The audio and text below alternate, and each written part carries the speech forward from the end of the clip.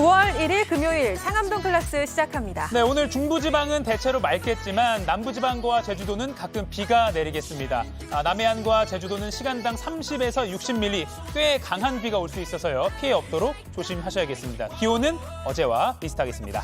오늘도 놓쳐선 안 될 시사 이슈, 경제 정보 준비되어 있습니다. 그리고 상클 라이프 시간에는 건강과 다이어트를 동시에 잡는 채소, 과일 올바르게 먹는 방법에 대해서 전문가와 함께 이야기 나눠볼 테니까요. 기대 많이 해주세요. 네, 9월의 첫날 아침도 상암동 클래스와 1시간 알차게 함께 하시죠.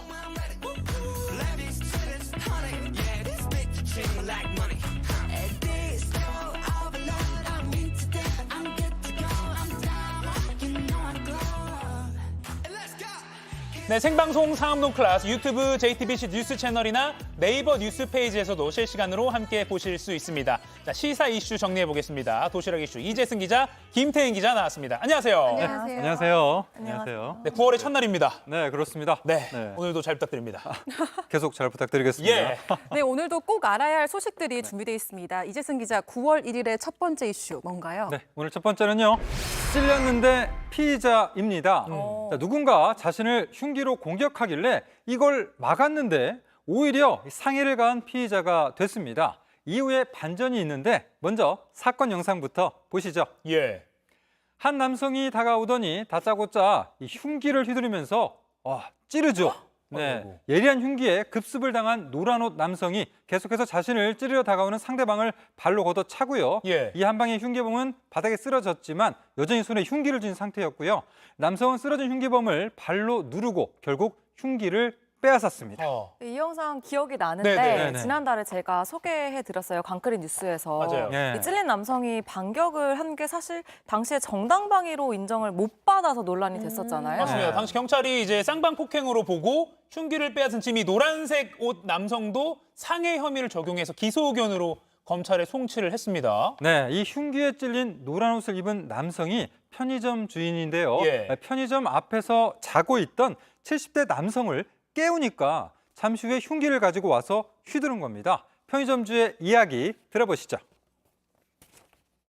처음에 도망가려 했는데 찔린 상태에서 도망갈 수가 없었어요.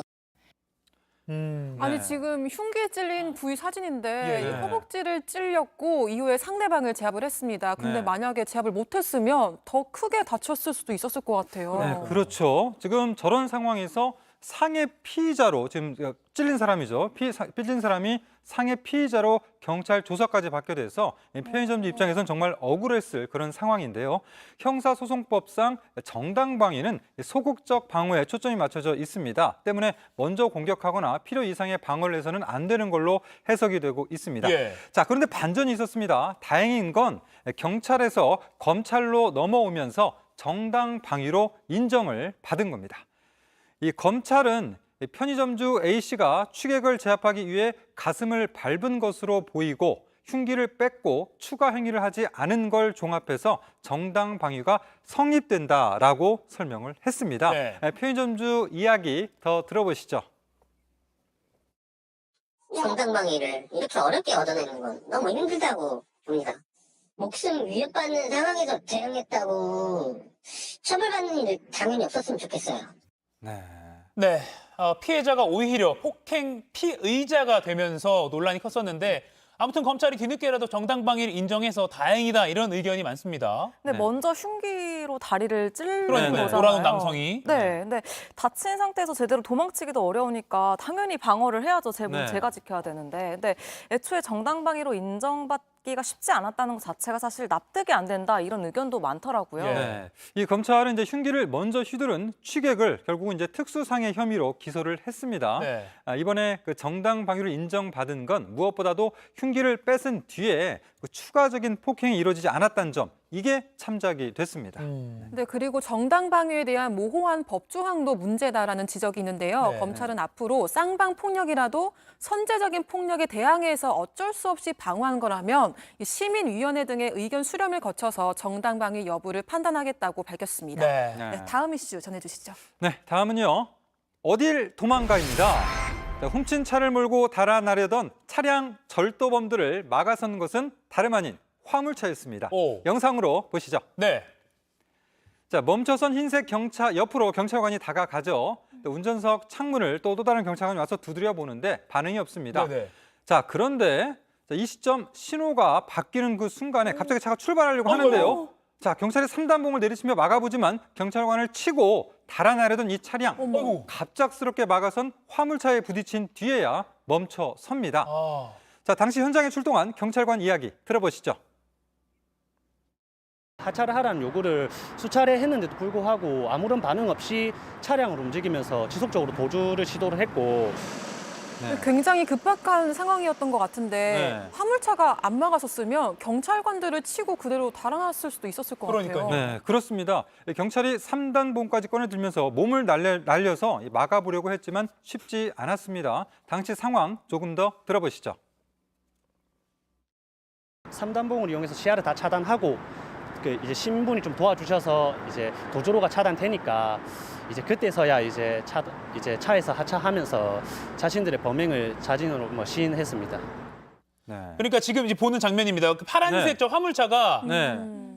차선을 변경하려고 하다가 막은 게 아니라 지금 흰색 저 경차가 달아나니까 일부러 막아선 거군요. 그렇습니다. 아하. 일부러 막 부딪혀서 막은 건데요. 자, 50대 화물차 운전자는 주변에 유동 인구가 많아서 도주 과정에 인명 피해가 발생할 수 있을 것 같아서 본능적으로 본인의 차량을 밀어붙였다라고 말했습니다. 한마디로 제대로 그 경찰을 도운 거죠. 네. 다행히 저 차량 운전자가 잡혔는데 네. 잡고 보니까 10대 차량 절도범이었다고요. 네, 정확히는 그 10대 3명이 타고 있었습니다. 3명. 자, 이들은 다른 범죄를 저질러서 보호관찰 처분 상태였는데요. 하지만 제약받기 싫다는 이유로 가출을 결심하고 일명 차량털이 범행을 저지른 것으로 나타났습니다. 예. 또 이제 저 당시에 왜 달아나려고 했느냐라고 묻자 경찰관들이 쫓아와서 무서워서 그랬다라고 진술을 했습니다. 야, 지금 계속 영상이 나가고 있는데 네. 화물차의 그 기사님의 기지가 참 대단합니다. 네. 결국 경찰이 도난 차량 신고된 차량을 발견을 해서 쫓기 시작했고 달아나려던 좀 흰색 경찰을 네. 화물차가 막아서면서 다행히 추가적인 피해를 막았다고 볼 수 있어요. 왜냐하면 저는 저 차 안에 타고 있던 그 10대 3명도 기사님한테 감사해야 되는 게 막 질주하다가 저 차에서도 사고가 날 수 있는 거잖아요. 그렇죠. 맞아요. 네. 자기들도 저 화물차 기사님 덕분에 살아난 거다. 그렇습니다. 이렇게 봐야 아무래도 돼요. 저 친구들이 또 운전이 굉장히 미숙해가지고 그러니까요. 많이 그 접촉 사고를 이전에도 내려고 했다는 그런 CCTV 영상도 있거든요. 예. 그래서 그런 상황이기 때문에 좀 다행이다라고 볼 수가 있습니다.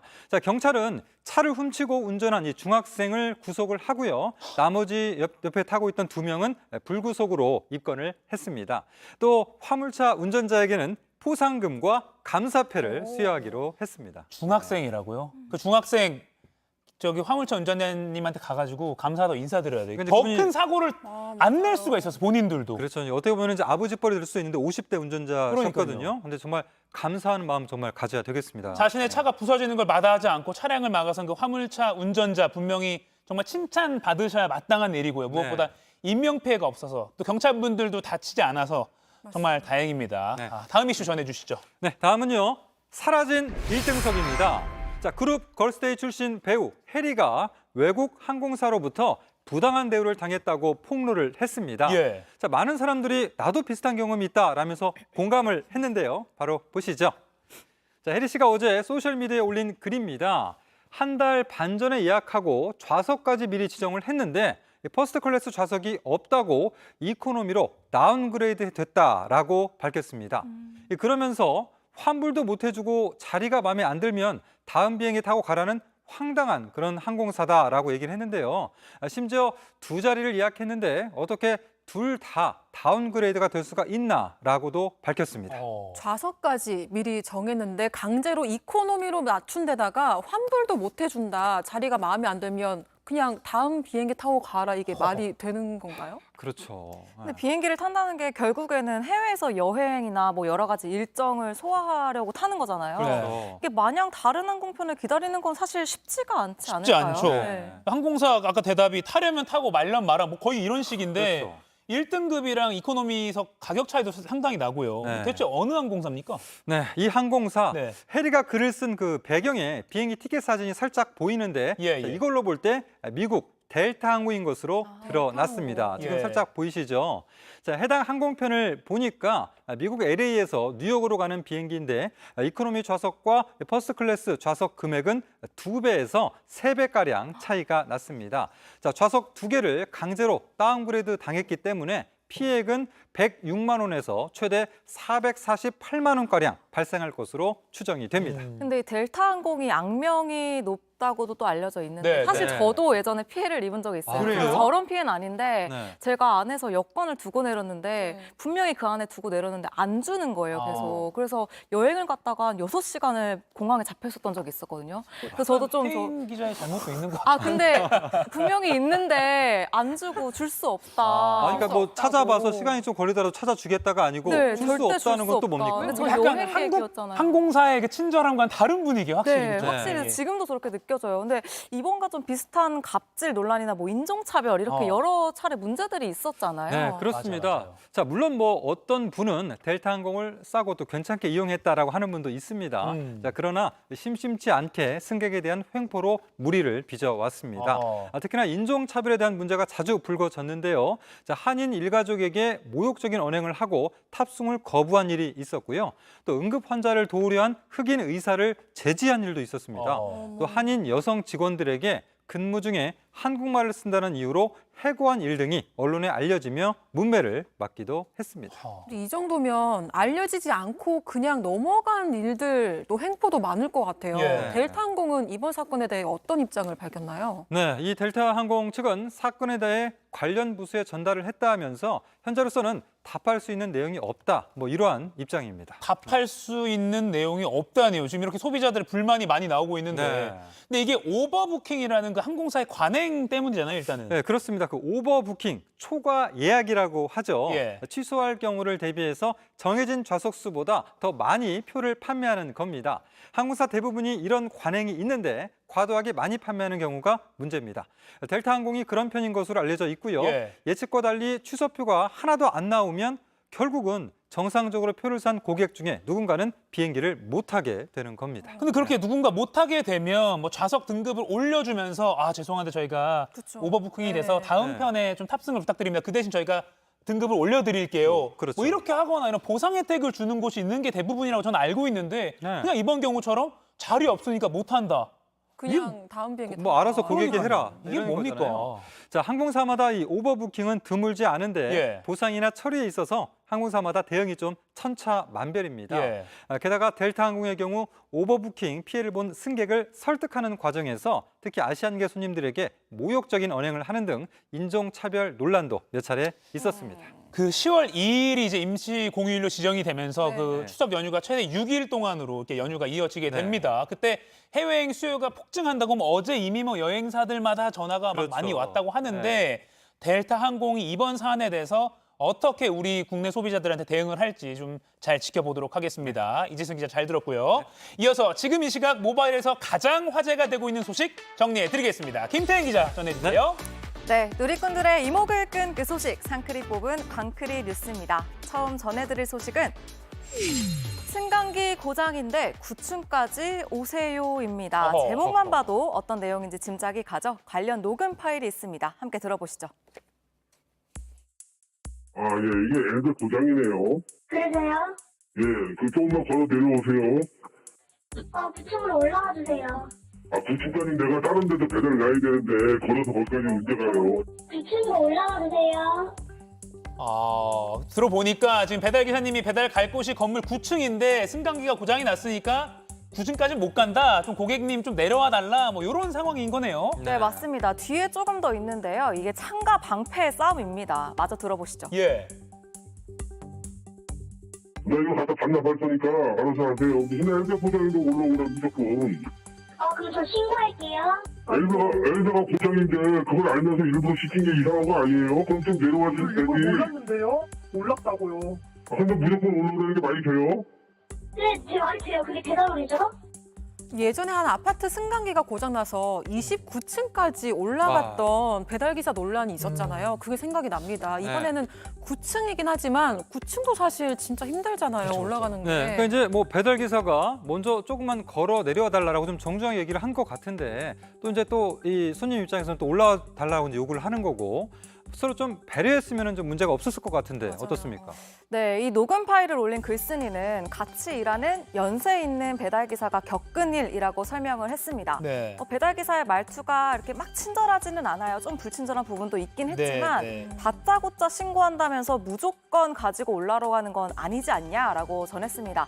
이번 일을 두고 그런데 누리꾼들의 반응은 엇갈리고 있습니다. 네. 한 누리꾼은 뭐 비정상적인 상황에서 집 앞까지 배달을 요구하는 건 갑질이다. 또 다른 누리꾼은 집 앞까지 물건을 가져다 주는 게 배달이다 등의 반응을 보였습니다.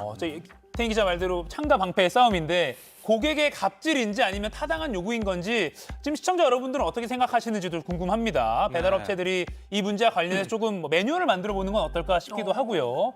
그런데 뭐- 고객 입장에서도 좀 이제 사전에 9층으로 올라갈 수가 있다는 걸 좀 언급을 하면 그 배달 앱이나 배달하시는 분 입장에서도 9층까지 내가 가야지라고 하면 오는 거고 아니면 저희 가기 어렵습니다라고 좀 답변할 수도 있는 거잖아요. 근데 엘리베이터 고장 난 걸 몰랐다면 몰랐다면 또 다른 그것도 문제일 다른 수도 있을 것 이야기긴 같아요. 한데. 고객 입장에서 네. 몰랐다면 네. 아무튼 아까 전화를 들어보면 서로 욕은 안 하는데 팽팽한 맞아요. 긴장감이 느껴지는 그런 통화 내용이긴 했습니다. 네, 이어서 다음 소식 전해주시죠. 네, 다음 소식은 경찰 아저씨다. 꼬마 자동차의 일탈입니다. 오. 영상 있습니다. 함께 보시죠.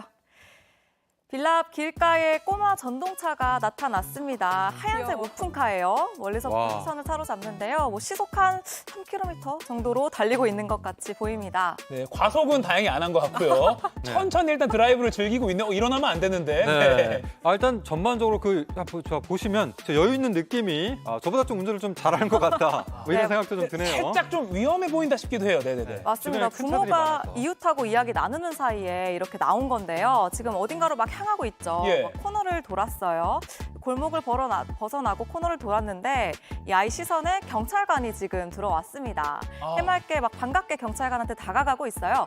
네, 경찰관들은 지금 교통사고 현장을 정리하고 있는 상황입니다. 또 저 도로가 지금 차량 통행도 많고 교통사고도 막 정리가 안 돼 있어서 위험하다고 경찰이 판단을 했어요. 그래서 지금 아이한테 집 어디냐 이렇게 물어보고 있는 상황이에요. 네. 결국 꼬마아이 운전자는 경찰관의 에스코트를 받으면서 집으로 향했습니다. 빨리빨리 가 이렇게 손짓하고 있죠. 구속되고 있는 상황 아니죠? 아닙니다, 아닙니다. 네. 네, 그렇게 짧은 일탈은 마무리됐는데요. 이 영상을 본 누리꾼들은 경찰 에스코트는 아이 평생 잊지 못할 듯 귀여운 일탈이지만 자칫하다가는 큰 사고 난다 등의 반응을 보였습니다. 네. 아이들은 눈 깜빡하는 사이에 어디로 튀거나 갈지 모르잖아요. 아까 오토바이랑 막 이런 게 네. 많이 지나가 조금 불안하긴 위험했습니다. 했어요. 주변에 막 공사장도 많아가지고 네. 위태위태했습니다. 이게 아이에게는 추억이 됐을 것 같은데 아이 부모님은 진짜 놀란 가슴을 쓸어내리셨을 것 네, 같습니다. 경찰 아저씨가 따끔하게 한마디 해주셨을 것 같아요. 네네. 다음 소식 전해주시죠.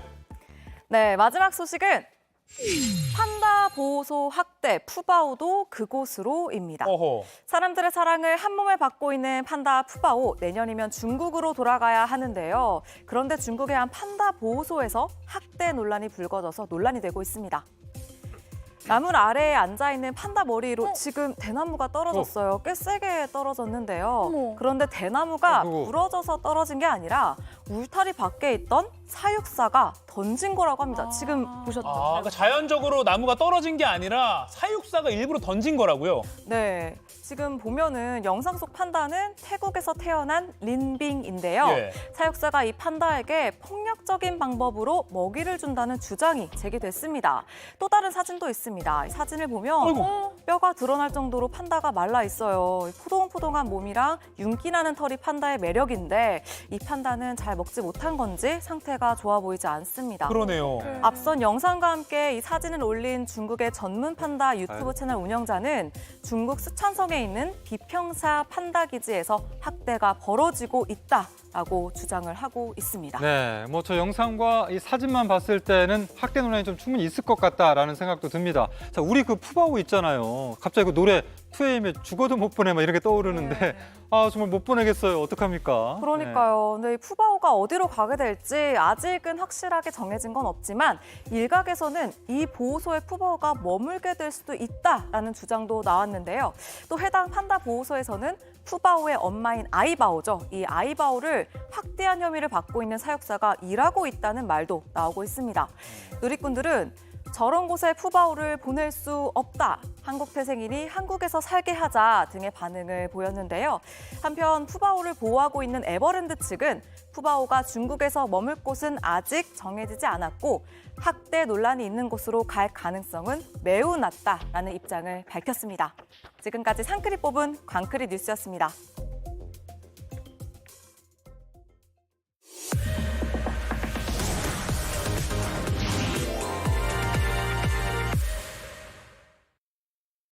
네, 지금 시각 10시 19분입니다. 저 같은 경알못, 경제를 잘 알지 못하는 사람을 위한 당장 내 돈이 되는 정보, 머니클래스. 자, 오늘은 이주찬 기자가 직접 현장을 발로 뛰어서 취재한 장바구니 정보, 알뜰 소비 정보를 전하는 발품 경제 시간입니다. 안녕하세요. 네, 안녕하세요. 네, 이번 주 또 어디를 발품을 팔았는지가 궁금합니다. 머니클래스의 남자, 머클남. 머리가 크다는 남자는 저는 많이 들어봤는데 이주찬 기자 머리가 안 큰데 아무튼 머클남입니다. 어디를 갔다 오셨나요? 이번 주는 제가 주로 여의도 금융가를 누비며 다녔습니다. 올여름 처음으로 수트도 끊어서 좀 정장도 입어보고요. 했는데, 금융가답게. 네네, 네. 금융가답게. 근데 어제 그제 좀 다녔는데 여전히 한여름이라 그런지 한여름은 지났는데 네. 여전히 한낮에는 좀 더웠어요. 올해만 개인 투자금이 25조 원이 몰린 곳이 있습니다. 예, 같은 기간 지난해에 비해서 2배가 넘는 금액인데요. 바로 채권 시장입니다. 채권. 예, 채권 네. 시장. 일단 준비해온 영상 한번 보시죠. 네. 시청자의 요청 사항이 회사 메일로 들어왔습니다. 주부님이라고 소개해 주신 분 사연인데요. 채권 투자는 어떻게 하는 건지, 적은 금액으로도 투자를 할 수 있는 건지 대신 알아봐 달라고 하셨는데요. 알겠습니다. 제가 대신 알아보겠습니다.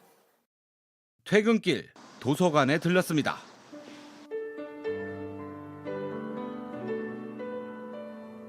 채권에 대해 공부하기 위해 큰맘 먹고 두꺼운 책을 몇 권 빌렸습니다. 열심히 공부를 해봤지만 도통 무슨 말인지 솔직히 이해하기 힘들었습니다. 밀려오는 허기와 참을 수 없는 졸음. 그래서 전문가를 만나보기로 했습니다. 주식 투자는 높은 수익률을 기대할 수 있지만 원금 손실에 위험 부담이 있고 예금은 안전한 반면 상대적으로 금리가 낮습니다. 지금 예금 적금 포함해서 한 연 3.5% 정도 받습니다. 주식은 연 한 10% 정도를 기대할 수 있는데 채권은 지금 현재 한 연 5에서 6% 정도 기대할 수 있고요. 그러면 엄청 위험하냐? 부도 안 날 종목, 좀 안전한 종목 투자하시면 예금보다 수익이 높으니까 매력이 있죠. 특히 채권은 약속한 만기 날짜까지 팔지 않고 가지고 있으면 수익금과 원금이 모두 보장되는 것이 장점입니다. 이제 채권은 어떻게 살 수 있는지 알아보겠습니다. 채권을 구입하는 방법을 알고 싶은데 어떻게 살 수 있을까요? 네, 채권을 일단 증권사에서 거래하실 수 있고요. 요즘은 스마트폰으로 채권을 손쉽게 투자하실 수 있는 방법이 있어서 제가 알려드리도록 하겠습니다. 앱을 설치. 스마트폰에 증권사 앱을 설치한 뒤 채권 항목으로 들어가면 처음 이용하는 고객을 위해 채권 상품에 대한 설명도 자세하게 나와 있습니다. 투자 종목은 회사에서 발행한 채권에서부터 국가, 지방정부, 회사채까지 다양하게 있고 최소 10,000원 단위부터 구입할 수 있습니다. 이제 본격적으로 채권을 구입해 보겠습니다.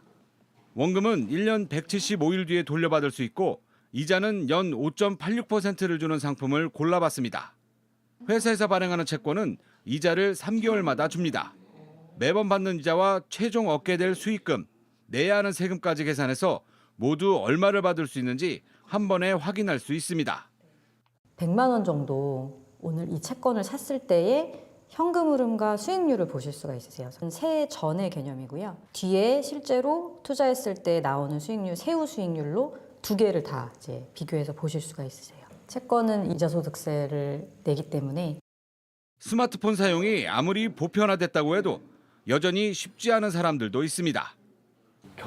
계좌번호 이런 거참 못해요. 계좌번호 여기다. 계좌번호 못 해오셨다. 네. 약간 헤매는 장면으로 끝이 났습니다. 네. 그러니까 채권 거래가 어찌 보면 그냥 증권사 앱으로 간편하게 시작을 할 수 있는 거네요. 네, 생각보다 잘 소개가 되어 있고요. 예. 적은 금액으로도 시작할 수 있다는 점, 모니터링도 금방금방 할 수 있고요. 네. 이제 문제는 화면 보셔서 알 수 있지만 이거 나이하고 상관없이 저처럼 그런 앱 이런 거 잘 설치 못하시는 분들이 많이 있습니다. 네. 여전히. 그래서 영업자금을 직접 방문하셔서 상담받고 투자하시는 방법도 있어요. 아하. 그래서 제가 이번에도 또 직접 다녀왔습니다. 네. 또 영상 한번 같이 보시죠. 안녕하세요. 예. 제가 매장에서 직접 채권을 한번 사보려고 그러는데요. 어떻게 하면 될까요? 저희가 고객님 우선 먼저 고객님의 투자 성향 파악을 먼저 진행한 후에 상담을 도와드려도 괜찮으시겠습니까? 예. 영업점을 찾으면 금융상품 판매 절차에 따라 투자 성향 파악과 위험에 대한 설명을 들은 뒤 상품에 대한 상담을 받을 수 있습니다. 이자율이 차이 나는 가장 큰 이유는 뭐가 있을까요? 예. 이자 수익률 같은 경우는 채권의 이제 회사명과 그리고 투자 기간 그리고 신용 등급에 따라서 이제 차이가 발생하게 됩니다. 아무래도 신용 등급이 높으면 수익률은 낮게 되고요. 그리고 투자 기간이 길수록 수익률은 높아지게 됩니다. 상담이 끝나면 계좌를 만들고 원하는 채권 상품을 구입하면 됩니다. 계좌 개설 때문에 그러시는 걸까요? 일단 본인 확인 위해서 신분증 먼저 부탁드리겠습니다. 영업점에 오시면 저희 직원들이 다양한 상품을 설명드리고 선택할 수 있도록 도와드립니다. 네, 이번 주도 여기저기 발품 파시느라고 고생이 많았던 것 같은데 채권, 그러니까 모바일 거래에서부터 저기 영업점을 직접 방문하는 방법까지 있는데 아무튼 투자니까 일단은 조심해야 될 부분도 있죠. 맞습니다. 네. 채권도 이제 중간에 팔거나 기업이 부도가 나거나 하면은 원금이 손실될 수 있거든요. 그래서 금감원에서는 예금자 보호가 되지 않기 때문에 원금도 손실될 수 있다. 그래서 채권의 투자 설명서를 꼭 살펴보고 신용 등급뿐만 아니라 상품 위험 등급을 꼼꼼히 따져봐야 한다고 조언하고 있습니다. 채권 투자 전에 투자 설명서 살펴보고 신용 등급 그리고 상품 위험 등급까지 꼭 살펴봐야 된다. 네네네. 알겠습니다. 이거 만약에 영업점 갔는데 안 알려주면 이렇게 좀 어떻게 보는 거예요?라고 꼼꼼히 좀 따져 물어봐도 될 것 같네요. 그리고 법적으로 이걸 먼저 설명하게 돼 있는 절차가 이제 이루어지기 그렇군요. 때문에 갖춰져 있군요. 꼭 또 살펴보시고. 네, 투자 설명서, 신용 등급, 상품 위험 등급 세 가지는 꼭 확인해라. 알겠습니다. 자, 이어서 요즘 시장에서는 뭐가 잘 팔리나 트렌드를 분석하는 시간입니다. 이번 주 트렌드 어떤 거 소개해 주실 건가요? 먹태깡 열풍 어른 과자의 시대 이렇게 또 제목을 뽑아봤는데요. 네네. 요새 화제의 과자죠. 먹태깡. 예. 북어에 청양고추, 마요네즈 분말을 더한 짭조름한 맛으로 큰 인기를 얻고 있습니다. SN 하면 또 빼놓을 수 없는 분이시죠. 정영진 신세계그룹 부회장이 스레드에 이렇게 같이 먹어 이렇게 먹태깡을 소개하면서 또 입소문을 타면서 첫 주에만 100만 봉지가 팔렸고요. 2달 만에 지금 420만 봉지가 누적 판매가 됐다고 그래요? 해요, 지금. 예, 전국적으로 그래서 품절 사태가 이어지고 있고요. 출시된 지가 꽤 됐는데 저는 아직 실물을 구경을 못 했는데 이게 이런 식으로 인기가 있으면 약간 유사 제품들이 나오잖아요. 네, 중고거래 사이트에서도 지금 웃돈이 걸리고 팔리고 있고요. 그 정도예요? 예. 그래서 제가 어제 이마트에 좀 전화를 해가지고 좀 구할 수 없느냐 그랬더니 다 떨어졌다. 드실 거면 10시에 와서 줄을 서라 그러더라고요. 그래가지고 10시는 상암도 클래스 시작하는 시간이니까. 그래서 이게 다음 주 아이템으로 이게 못 들으셔보세요. 그럼 줄을 서는 모습을 저희가 생중계를 하는 방법도 있는데 그거 알겠습니다. 구입하는 대로 꼭 이행카로 나눠 먹도록 하겠습니다. 알겠습니다. 롯데 웰푸드가 다음 주에 월요일에 오잉 노가리칩 청양 마요 맛을 출시한다고 하네요. 그러니까 유사품인가요, 그러면? 아무래도 지금 먹태, 노가리 이게 다 명태 관련된 맛이죠. 네네. 그래서 그런지 말씀하신 대로 모방 제품 아니 이렇게 지적이 나오는데 어쨌든 아니라고 이런 해명 자료도 냈다고 해요. 오리온도 최근 기존 상품이던 꼬북칩과 포카칩을 짜고 매운맛 버전으로 출시를 했습니다. 또 해산물 원료 그대로 이용해서 만든 과자들도 많이 나오고 있는데 공통점은 이제 술과 함께 어울린다는 안주용 과자다 이런 공통점이 있죠. 안주용 과자. 그래서 아까 어른들을 위한 과자라고 그래서 말씀하셨군요. 어른용 과자, 어른이용 과자 요즘 이런 별명들이 있습니다. 최근에 이렇게 안주용 과자가 다시 인기를 끄는 이유는 뭘까요? 업계에서는 코로나19 확산으로 시작된 홈술 문화, 혼술 문화, 홈술, 혼술 이런 집에서 먹는 이런 문화들이 이제 보편화됐다 보니까 조리 없이 간편하게 먹는 과자 안주 이런 것도 인기를 끌고요. 또 저출산 영향으로 과자를 주로 먹던 어린이 수가 먹게 되니까 소비층이 줄어드니까 어른들을 겨냥한 입맛이 대세로 접어드는 경향이 있지 않느냐 이렇게 보고 있습니다. 코로나가 끝났어도 코로나 기간에 집에서 홍수를 해보니까 괜찮네 하고 그렇죠, 예. 지금도 이제 그 습관을 계속 갖고 계신 분들이 있는데 그런 용 맛으로 이제 개발을 또 하고 있는 거죠. 그럼 안주용 과자가 인기가 있다. 이번 주 트렌드 안주용 과자까지 잘 봤습니다. 자, 그럼 마지막으로 이렇게 쏟아지는 할인 정보 속에서 이주찬 기자가 딱 엄선한 할인 정보 이번 주는 뭘 가져왔나요? 네, 요즘 한우값이 좀 내렸습니다. 마침 내일이 9월 2일 구이데이 그래가지고 구이용 한우 한번 비교해봤는데요. 대형마트 홈페이지 기준으로 구이용 등심과 불고기거리 가격을 좀 비교해봤습니다. 네네. 등급은 1 플러스 100g 기준으로 했고요. 등심 고급류 브랜드 말고 그냥 일반적인 걸 비교했을 때 네네. 이마트는 11,960원, 롯데마트는 8,490원. 예, 롯데마트가 좀 싼 것으로 저렴하네요. 예, 저렴했습니다. 네. 그리고 불고기용 같은 경우는 이마트가 3,960원이었고요. 롯데마트가 3,990원. 롯데마트 경우는 불고기용의 경우는 부위를 정확히 표시를 해두고 있었어요. 네네. 이마트는 설도의 경우는 한 5,000원대도 있었는데 이런 거 감안하셔가지고 구입하시면 좋을 것 같습니다. 구이용 등심은 롯데마트가 좀 저렴하다. 지금 네, 네. 기준으로는. 네네. 알겠습니다. 내일 구이데이라고 해서 뭐 육류 할인 이런 이벤트도 어디 찾아보면 있더라고요. 네, 많이 하고 있습니다. 그런 것도 좀 잘 비교를 해보시면 좋을 것 같습니다. 자, 오늘 마무리하기 전에 저희가 오늘도 2분 뽑아서 영화 예매권 2매씩 드리는 퀴즈 준비했습니다. 자, 앞서 이주찬 기자가 채권 이야기했습니다. 채권 투자할 때 확인해야 한다고 강조한 내용인데요. 투자 설명서를 꼭 확인해야 하고 채권의 신용 등급 확인해야 하고요. 또 이 등급을 꼭 따져봐야 합니다. 이것은 무엇일까요? 1번 감염병 등급, 2번 내신 등급, 3번 상품 위험 등급. 자, 정답 골라서 지금 상클 생방송이 나가고 있는 JTBC 뉴스 유튜브 실시간 댓글창에 남겨주시면 2분 뽑아서 저희가 방송 말미에 당첨자 발표해드리도록 하겠습니다. 지금까지 머니클래스 이주찬 기자의 발품 경제 잘 들었습니다. 고맙습니다. 네. 지구촌에서 화제가 된 소식들을 알아보는 월드클래스입니다. 도전하는 자가 아름답다는 말이 있지만 이런 도전도 해당되는 걸까요? 자칫 사고로 이어질까 가슴을 졸이게 하는 묘기 현장부터 만나보시죠. 달리는 차를 피하지 않고 그대로 점프. 어쩜 이렇게 겁이 없을까요? 차라리 컴퓨터 그래픽 효과라고 믿고 싶은 광경들이 줄지어서 등장합니다. 물불 가리지 않기로 유명한 러시아의 스턴트맨인데요. 특히 달리는 차를 이용한 위험천만한 고개가 주특기입니다. 저러다가 사고 한 번 나지 싶은 묘기가 쉴 새 없이 이어지는데 예상을 깨고 매번 성공하는 게 신기할 따름인데요. 이래도 안 다친다고? 정말 안 다친다고? 마치 자신의 몸을 걸고 시험이라도 하나 싶은데 하지만 최근 자동차를 타고 건물 옥상 사이를 뛰어 건너는 스턴트를 시도하다가 사고를 당하고 말았습니다. 원숭이도 나무에서 떨어지는 일이 있다고 무려 15m 높이에서 차와 함께 추락했는데요. 이번엔 분명히 다쳤겠다 싶어서 가슴이 철렁 내려앉는데 엉망이 된 차량 잔해에서 제 발로 걸어 나오는 모습이 포착됐습니다. 천만다행으로 크게 다치지 않았다고 합니다. 그래서 조만간 재도전할 계획이라고 하네요. 대체 이걸 용감하다고 해야 할까요? 무모하다고 해야 할까요? 어쨌거나 이 정도면 기적의 사나이라고 불러야 하지 않을까 싶습니다. 2명의 인부가 정성껏 만든 양변기를 선반에서 옮기고 있습니다. 그런데 손 한 번 삐끗 실수로 와르르르 양변기들이 선반에서 떨어집니다. 마치 도미노 게임을 보는 듯한 광경인데요. 인부들은 어떻게 손을 대야 하나 수습할 엄두도 못 내고 그저 망연자실해서 쳐다만 보고 있습니다. 중국 광둥성에서 일어난 일인데요. 안타깝게도 양변기는 도자기 재질이라서 깨진 걸 어떻게 재활용할 방법도 없다고 하네요. 어쩜 이리도 하루 일진이 사나울 수 있을까 싶은데 사람이 안 다친 게 그나마 천만다행입니다. 이상기후로 벌 구경하기가 힘들어진다고 하면서 걱정하게 만들더니 여기는 정반대입니다. 갑자기 벌들이 너무 많이 나타나서 한바탕 소동이 일었습니다.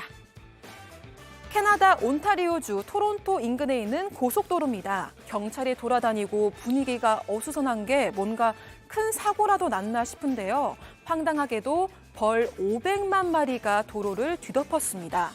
화물차의 고정끈이 느슨해지는 바람에 대량으로 운반하던 벌통이 떨어진 건데요. 이 때문에 3시간가량 도로 통행이 막히고 일대에 비상이 걸렸습니다. 경찰은 특히 벌떼의 공격에 주의하라면서 인근 주민과 운전자에게 경고를 보냈는데요. 양봉 전문가들까지 긴급 출동하면서 가까스로 현장을 수습할 수 있었습니다. 도로에서 이탈한 벌들도 대부분 무사히 벌통으로 되돌아왔다고 하네요. 지금까지 월드클래스였고요. 계속해서 상클라이프가 이어집니다.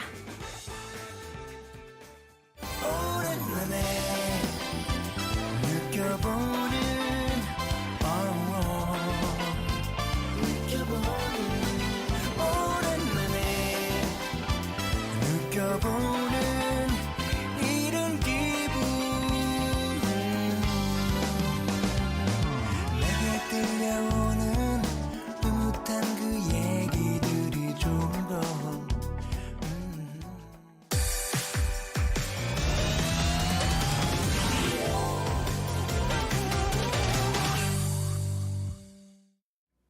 네, 상클라이프 시간입니다. 오늘은 여러분의 건강을 관리해 드릴 텐데요. 오늘의 주제부터 먼저 바로 만나보시죠.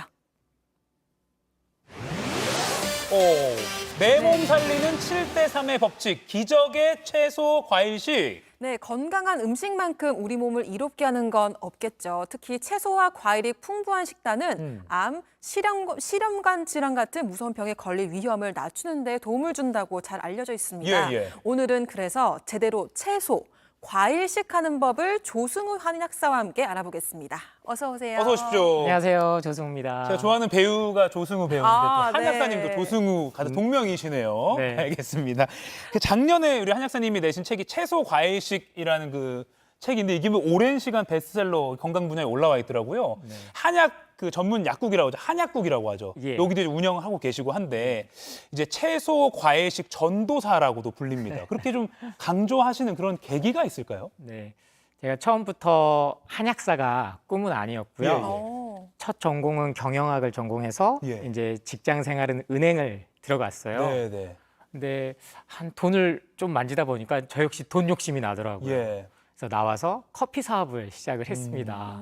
그러면서 돈은 벌긴 했는데 건강을 잃었어요. 네. 결국에는 이제 병원 갔더니 관상동맥 질환이다. 아, 진짜요? 그래서 약도 먹고 뭐 관상동맥 조영술까지 받았는데 결국엔 이게 완치가 안 되더라고요. 그러면서 이제 질병에 대해서 공부하고 싶어서 약학대학 한약학과에 진학을 했고요. 네. 그러면서 깨달은 게 결국에는 병원과 약으로는 완치가 되긴 어렵다. 아하.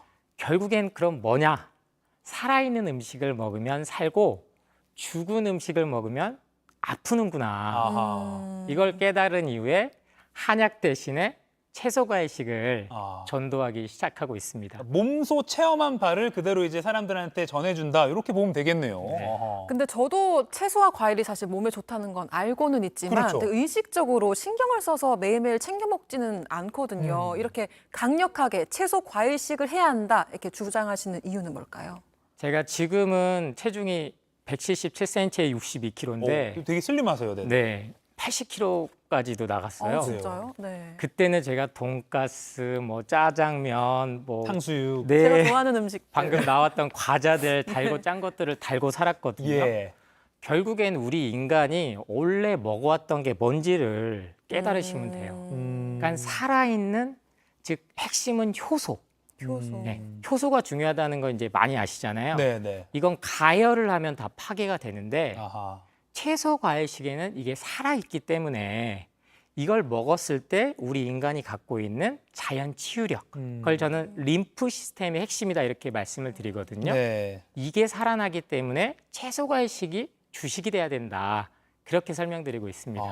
자, 그럼 오늘 주제를 다시 보면요. 아까 내 몸 살리는 7대3의 법칙이라고 했거든요. 네. 그러면 뭐가 7이고 뭐가 3이어야 되는 겁니까? 당연히 우리는 현재는 가공식품이 7이죠. 그렇죠. 지금은 그렇죠. 네. 배달 음식도 편하거든요. 맞아요. 빨리빨리 오거든요. 네, 심지어 한 달에 사과 한 알도 안 드시는 분들이 너무 많아요. 맞아요. 네, 정말 2030 세대들은 다 인스턴트. 그리고 자취하다 보면 또 챙겨 먹기 어렵거든요. 맞습니다. 네네네. 그래서 이 7이 채소 과일식, 아하. 그리고 가장 이상적인 거는 3이 통곡물과 견과류가 되면 좋아요. 통곡물. 이상적인 건. 네. 네. 근데 저는 절대 채식주의자가 되라 말씀드리는 게 아니고 네. 저 역시 고기를 좋아합니다. 네. 여전히. 그래서 7에다가 채소 과일식과 통곡물 견과류까지 넣어주시고요. 예. 3의 비중을 가공식품, 동물성 식품, 뭐 고기, 생선, 그리고 건강기능식품, 약물을 제한을 하셔라. 이렇게 제안 드리는 겁니다. 그러니까 현실적으로는 그러니까 가장 이상적으로는 채소 과일 7, 통곡물 같은 걸 3 이게 제일 네. 좋긴 한데 네. 그렇게 살긴 쉽지 않으니까 네. 채소 과일, 통곡물 이런 걸 7로 놓고 맞습니다. 가공식품 현실적으로 그걸 네, 3 정도에 네. 놓으면 된다. 그래서 실제로는 아침을 지금 뭔가를 나는 진짜 우유에 시리얼은 꼭 먹어야 돼 아니면 밥은 먹어야 돼 하시잖아요. 예. 저는 아침은 권하진 않아요. 진짜요? 네, 그래서 아침부터 채소 과일식으로 바꾸시면 네. 하루에 2끼 점심 저녁이면 30일 기준으로 했을 때 이제 60끼잖아요. 네. 그러면 간단히 계산하면 7대 3이니까 한 달에 18번만 가공식품, 고기 그럼 먹고 싶은 건데 다 먹을 수 있다는 얘기예요. 네, 네. 18번 적지 않은 수거든요. 괜찮을 것 같은데요? 네. 그것만 체크해 주시면 돼요. 아하. 그러네요. 아니 그러니까 채소 과일을 7, 7. 가공식품을 3. 네. 근데 이 법칙도 사실 처음부터는 지키기가 되게 어려울 것 같아요. 맞아요. 그런 분들 위한 혹시 좀 실천 방안. 그래서 건강기능식품들을 많이 드시죠. 예. 그래서 제가 권한 게 저 역시도 이 복잡한 거를 그렇게 좋아하지 않거든요. 네, 또 네. 진실은 단순하기 때문에 그래서 권한 게 채소 과일을 갈아서 주스로 네, 만들어서. 주스로 그럼 착즙으로 하시든. 음. 근데 이때 중요한 건 뭐? 무첨가 주스. 아무것도 넣지 맞습니다. 않고. 뭐 설탕 이런 거 넣으면 안 좋은 건가요? 시중에 파는 과일 주스가 문제가 되긴 해요. 네, 네. 왜냐면 여러 가지 화학 첨가제나 음. 설탕이나 이런 옥수수 시럽 네. 이런 게 들어가 있기 때문에 실제 당 수치를 올리는 건 맞거든요. 네. 그래서 제가 제안 드리는 건 무첨가 주스. 그게 핵심입니다. 아하. 그러면 뭐 예를 들어서 우리가 과일을 좀 챙겨 먹는다는 분들도 밥 먹고 디저트로 과일 많이 먹고 그런데 갈아 먹는다. 그럼 좀 구체적으로 어떻게 좀 하면 좋을지 좀 설명 좀 해주세요. 그러니까 주스로 어떻게 좀 갈아 먹으면 좋을까요? 그러니까 가장 현재 제가 채소 과일식을 전파하면서 힘든 게요. 예. 채소 과일에 대한 공격이 생각보다 엄청 많아요. 네, 그래서 네. 사과, 고구마, 바나나는 공복에 먹으면 안 된다. 이런 것까지 본 적 이제 있어요. 그죠? 네. 이게 엄청 많이 퍼져 있는데 제가 그래서 주스하고 착즙을 제안드렸더니 네. 이거는 당 수치 올린다, 간 수치에 안 좋다. 이렇게까지 왔단 말이에요. 그래서 저 역시 열심히 시행착오도 거치면서 연구를 해서 결국에는 그 핵심 레시피를 하나를 만들었습니다. 네. 그래서 일명 CCA 주스라고요. CCA. 네. 까주스입니다. 까네요. 진짜 까네요. 네. 네네네. 까먹지 말자. 아.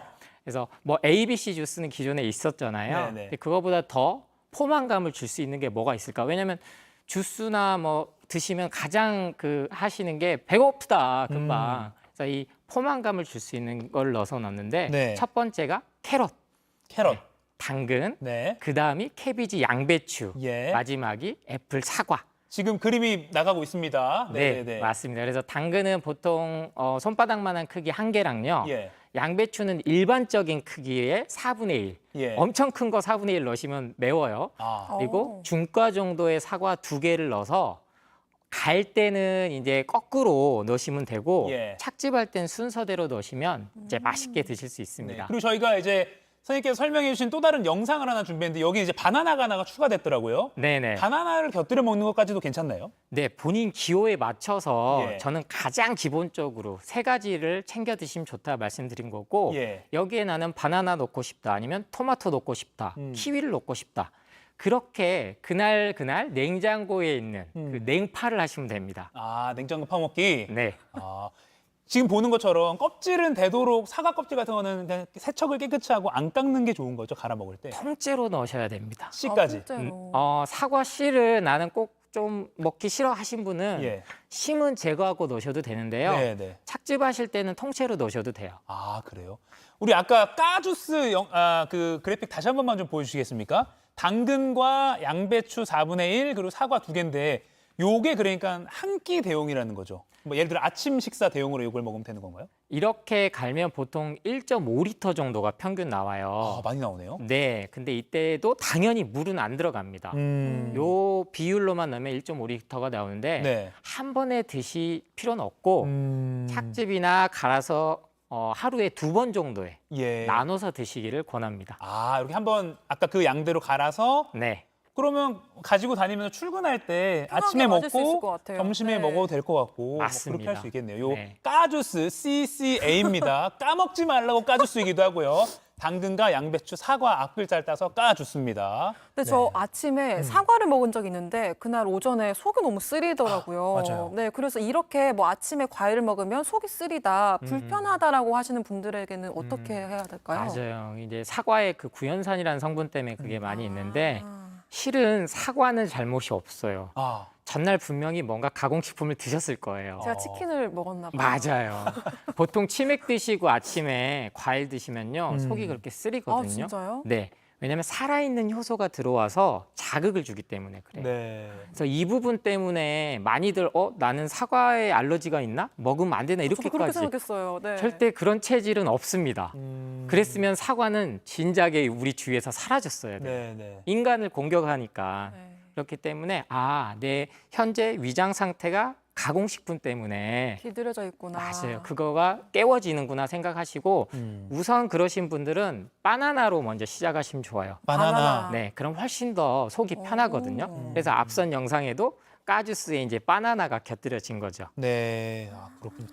그러면 아침에 공복에 일어나서 물 한 잔 마시고 그리고 사과를 먹는 습관은 속이 쓰려도 당분간 좀 하는 게 좋다고 보세요. 어떻게 보세요? 추천하세요? 그 동서양 속담에 네. 사과 하나리면 의사가 필요 없다. 아, 네네. 요거랑 제일 대표적인 거랑 예. 토마토가 빨갛게 익어갈수록 의사의 얼굴은 파랗게 질린다. 아, 환자가 없어져서. 맞아요. 아, 그 정도로 사과와 토마토는 우리 인간에게 장수식품입니다. 네, 네. 그래서 약간의 불편함이 있더라도 이거를 이제 면역 반응, 의학계에서는 이제 호전 반응 예. 얘기를 하는데 그러한 과정으로 좀 이해를 하시고 2주 정도만 실천하시면 2주. 반드시 몸이 달라지는 걸 느끼실 수 있습니다. 2주 정도. 그러니까 몸이 그 과일, 채소를 챙겨 먹는 습관이 적응이 안 됐었기 때문에 2주 동안 조금 왔다 갔다 할 수 있지만 2주를 참고 좀 해보자, 꾸준히. 네. 근데 이런 말도 들었어요. 과일도 달잖아요. 그쵸, 그러니까 달죠. 이것도 많이 먹으면 살찐다. 이거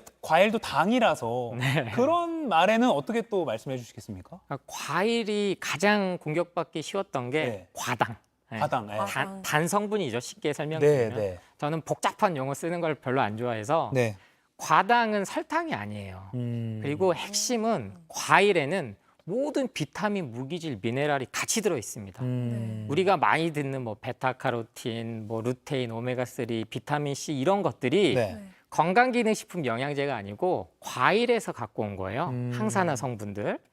근데 같이 먹기 때문에 과일의 과당이 절대 우리 인간을 공격하지 않는다. 근데 이 달달한 것만 뽑아서 즉 설탕, 옥수수 시럽 이런 것들이 우리 인간을 병들게 했지 되려 당뇨와 고혈압, 만성질환을 다시 완치시켜 줄 수 있는 유일한 음식이자 약은 결국에는 살아있는 채소 과일밖에 없다. 그 믿음과 신념을 드리기 위해서 제가 이렇게 열심히 전파하고 있습니다. 네.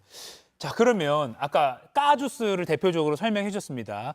그러면 주스로 먹는 것과 잘 씹어서 먹는 것, 그 두 가지 방법 중에는 뭘 추천하세요? 당연히 원물 그대로 씹어서 드시는 게 좋죠. 아, 그래요? 네, 가장 첫 번째는. 네네. 그런데 한 번 드셔야 될 양이 이 정도 드셔야 되는 게 맞아요. 네네. 근데 보통은 사과 한 알도 먹기 어렵잖아요. 맞아요. 배불러요. 그러니까 비타민 C는 고용량, 뭐 비타민 D도 고용량, 오메가3도 고용량, 계속 영양제는 고용량을 찾는데 네. 왜 그럼 채소 과일은 고용량으로 드시면 안 되냐는 거죠. 그래서 한 번에 이렇게 많이 먹기 힘드니까 바쁘다 하는데 그거를 편하게 착즙해서 주스로, 무첨가 주스로 드시면 훨씬 더 소화 흡수가 빨라집니다. 근데 무첨가를 되게 강조해 주시고 계시는데 네. 그럼 꿀이나 뭐 설탕, 우유, 두유도 안 넣는 게 좋나요? 그러니까 설탕은 안 된다고 하셨었고 꿀은 그래도 좋지 않을까요? 두유 정도, 두유 다니까. 두유 정도 어떻습니까? 그래서 이 기준을 이렇게 잡으시면 네. 돼요. 할 거면은 확실히 하셔야 되는데 아, 예. 멸균, 살균, 가열이 되면 예. 효소가 파괴된다. 아하. 네, 그럼 두유나 이제 여러 가지 우유나 대량으로 이제 유통되려면 예. 멸균, 살균이 들어갈 수밖에 없어요. 그럼 이왕 드실 거면 꿀조차도 정말 벌들이 사라져서 네네. 실제로 설탕을 먹이고 이제 재봉을 하는 게 이제 그 사양풀이거든요. 예. 그래서 저는 굳이 비싼 돈 주고 다른 거 찾지 말고 예. 그냥 유기농 채소 과일을 사셔라. 그 돈으로. 애초에. 네. 아하. 단맛은 좀 포기하더라도. 근데 과일이 달아요. 아. 네. 제가 근데 다이어트를 하면서 네네. 과일이랑 채소만 먹은 적이 실제로 있거든요. 네네. 근데 소화가 금방 되다 보니까 허기도 금방 지고 좀 사람이 예민해지더라고요. 배가 고파지니까. 짜증나죠. 네. 이건 이럴 어떻게 때는 해야 어떻게 해야 됩니까? 되나요? 그러다 마지막에 막 밤 10시까지 잘 버티다가 막 야식 먹는 거죠. 야식이거든요. 네. 치맥 먹는 거고. 예. 그러니까 그럴 때 저는 너무 참지 마라. 참지 마라, 배고프면. 오히려. 네. 제가 가장 강조드리는 게 이제 야식부터 안 먹는 습관을 들여야 된다 이렇게 말씀드리는데 그때조차도 스트레스가 너무 쌓이면 안 되거든요. 네. 그리고 아침에도 간헐적 단식한다고 난 12시까지 참으시면 안 돼요. 네. 그래서 그때는 통곡물, 네, 고구마, 감자, 네, 옥수수, 견과류. 예. 오메가3가 가장 많이 든 건 견과류입니다. 네. 견과류. 네, 생선이나 뭐 이런 크릴 오일이 아니고 통곡물. 그래서 저는 차라리 올리브 오일이나 뭐 오메가3 대신 들기름을 드셔라. 그렇게 추천드려요. 아하. 들기름. 알겠습니다. 지금 뭐 유튜브에서도 서민수님이 과일, 채소 많이 먹어야겠다. 나광일님이 까주스 기억해야겠다라고 또 반응을 보여주고 계신데, 자 그럼 아침에 이제 아까 주스도 말씀하셨지만 보통 커피 한 잔으로 하루를 시작하는 분들 많아요. 그리고 이제 믹스 커피 안 좋다는 거 좀 알아. 그래서 아메리카노, 블랙 커피 정도는 괜찮겠지 해서 이제 그걸로 시작하시는 분 많거든요. 네. 이런 습관은 어떻습니까? 아침 모닝 커피는 어떻게 보세요? 제가 커피 사업을 했다고 하셨잖아요. 했잖아요. 네네. 그래서 제가 아픈 원인을 결국엔 커피로 찾았어요. 근데 정말 그 불편한 진실이긴 해요. 하루 한 잔까지는 괜찮다. 지금 그 가이드라인이 정해졌거든요. 네네. 카페인 함량 때문에. 그래서 뭐 일반인은 400mg, 임산부는 뭐 300mg. 근데 카페인이 문제가 되기보다는요. 네. 실제로 2022년도에 우리나라 식약처에서 커피에 네. 발암 물질이 안 나오도록 0.8 ppm이 안 넘도록 제한해라. 많이 아시는 감자를 튀길 때 나온다는 아크릴 아마이드라는 성분이 커피에 나옵니다. 그래서 이런 것들을 모르고 드시기 때문에 커피가 항산화 성분이 있어서 폴리페놀이 있어서 간을 좋게 해줘서. 근데 이 커피도 왜 좋냐? 콩에서 시작돼서 좋은 거거든요. 네. 그래서 이런 것들을 생각하신다면 저는 커피 한 잔 대신 까주스로 하루 한 번 시작해 보셔라. 그럼 네. 몸이 달라집니다. 어떤 거는 과하게 먹으면 일단 좋지 않으니까 아까 말씀하신 한 잔 정도 약간 말씀하셨지만 뭐 그보다도 뭐 카페인 이런 거에 많이 영향을 받는 분들은 아까 말씀드린 까주스 그거 한번 기억해 주시면 좋을 것 같습니다. 캐럿 그리고 캐비지, 양배추, 그리고 A가 애플, 사과였습니다. CCA 까주스 요거 기억해 주시면 좋겠습니다. 자, 우리 일상에서 가공식품을 아주 막 제로로 만들면 뭐 이상적이겠지만 그건 어려우니까 그걸 한 3 정도로 두고 신선한 채소와 과일을 7 정도로 두자. 오늘 7대 3의 법칙 꼭 기억하고 실천해 보도록 하겠습니다. 오늘 조승우 한약사님과 함께 말씀 들어봤습니다. 고맙습니다. 감사합니다. 네, 상암동 클래스 오늘 준비한 소식은 여기까지입니다. 9월의 첫날이니까요. 이건 어떤 새로운 습관 시작하기 좋잖아요. 네, 첫날이니까. 첫날이니까. 방금 들으신 이 건강한 과일, 채소 식습관 한번 도전해 보시면 좋겠습니다. 그리고 오늘 깜짝 퀴즈 정답은요. 3번 상품 위험 등급이었습니다. 요것도 꼭 채권 사시기 전에 따져봐야 합니다. 네, 그리고 오늘 당첨되신 두 분 자막으로 나가고 있는데요. 곰딱 허다이 악이키나님 축하드립니다. 네. 저희 상클 공식 이메일로 선물 받으실 주소 보내주시면 됩니다. 네, 저희는 다음 주 월요일 아침 10시에 다시 찾아뵙겠습니다. 가공식품 줄이고 채소 많이 드십시오. 다음 주에도 상클 하실 거죠? 고맙습니다.